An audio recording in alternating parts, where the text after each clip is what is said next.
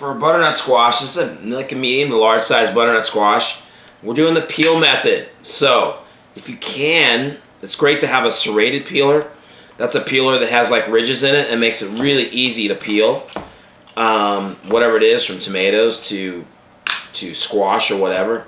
If you don't, you got to use a regular peeler. It'll work too. So you're just going to keep going and going and get all that skin off. Butternut squash is a little thinner skin than like acorn squash, so you're good to get that peeling done. There you go. Alright, we're back to our butternut squash. So we're cutting the ends off, just like that, right? And then the round part in the end is where your seeds are. I generally go 2 or 3 slices. I get to that later. I get to the good part first, right here. There you go. And we're going to get this down into cubes. We want to get cubes. We got to do planks. We need about 3/4 inch size planks, like that, as we go down. And I put my hand on top and go right through and right through. Then, when I get down to cutting strips, and the strips are about, once again, 3/4 inch on that size right there. A little bigger, it's alright.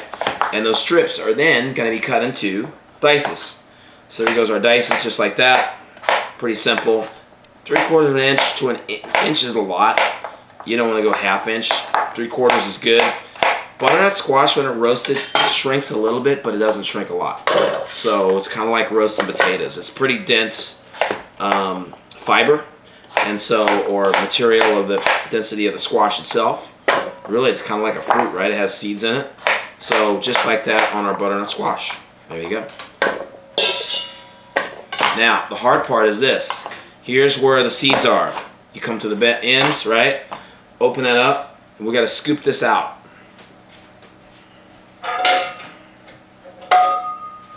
You can scoop the seeds out first. Some people roast them, but we're scooping the seeds out first. Then we're going to cut it, and we're going to go scooping out just like that, all around, okay? And we'll get that all scooped out.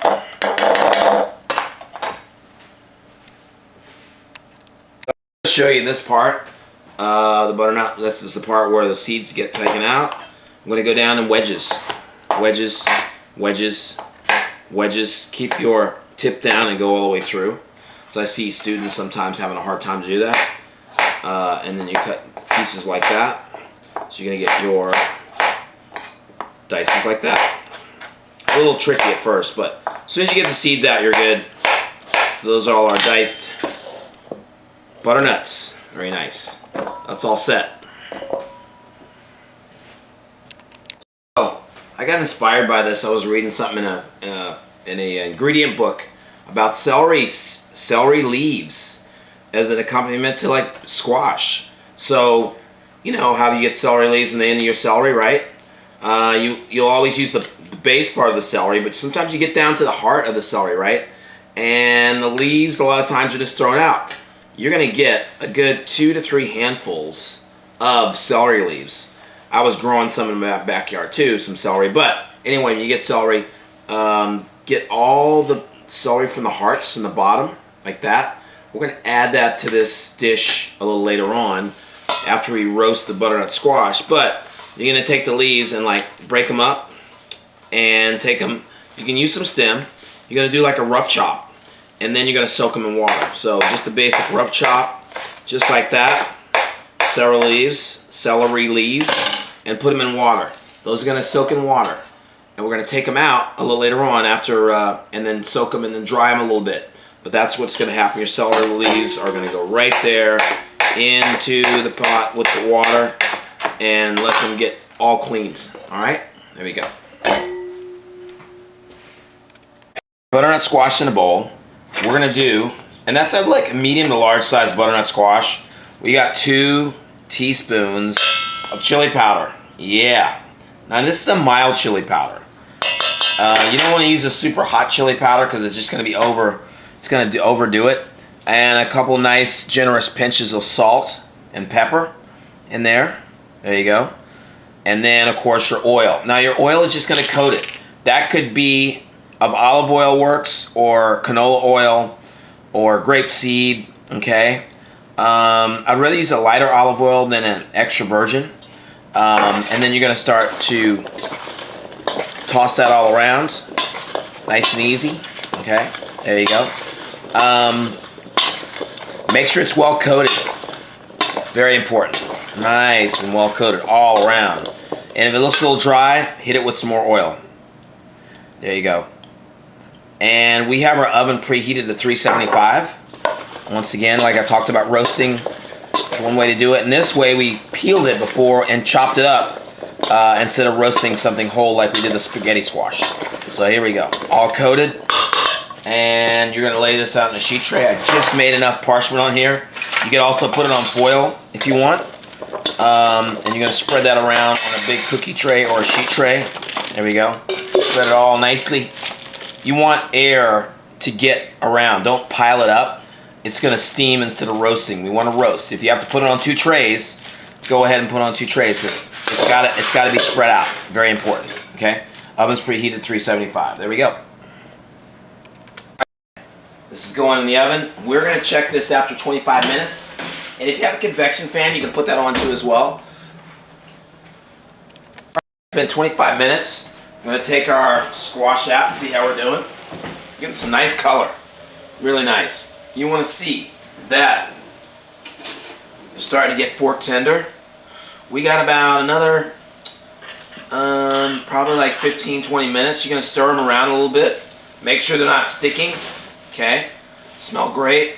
Now, we're going to put on our celery leaves before we go back into the oven.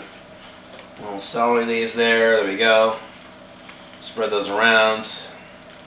That's it.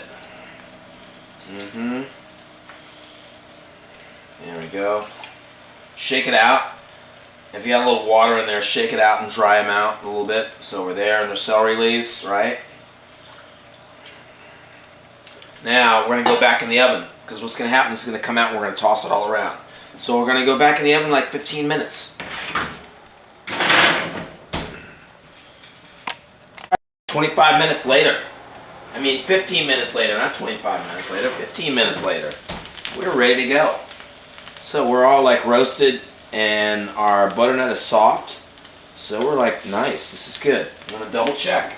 Sometimes you're going to get the bigger pieces that seem like they're just not there, but they're gonna, we call carryover cooking, a little bit longer after you take it out of the heat.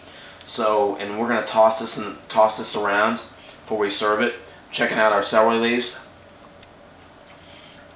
The celery leaves are gonna give you a little bit of a bitterness, but you also have the chili powder on there too. So a little combination thereof, all around, stirring that around there. Okay.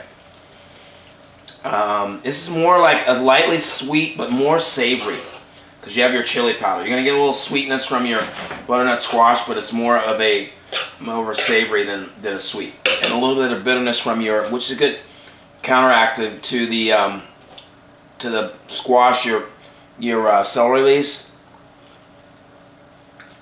They get a little crunch on them too, which is pretty cool. All right, so we're getting ready to plate this up. There we go, roasted and with the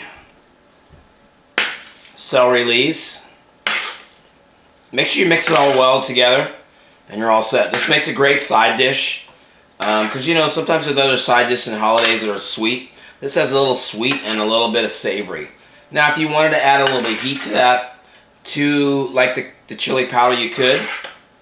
Either some cayenne would do it or a hotter chili powder, but I wouldn't want to overdo it with the hot chili powder. You know what, you kind of want to have a subtlety with, you know, versus the sweet. So you're all good. All right.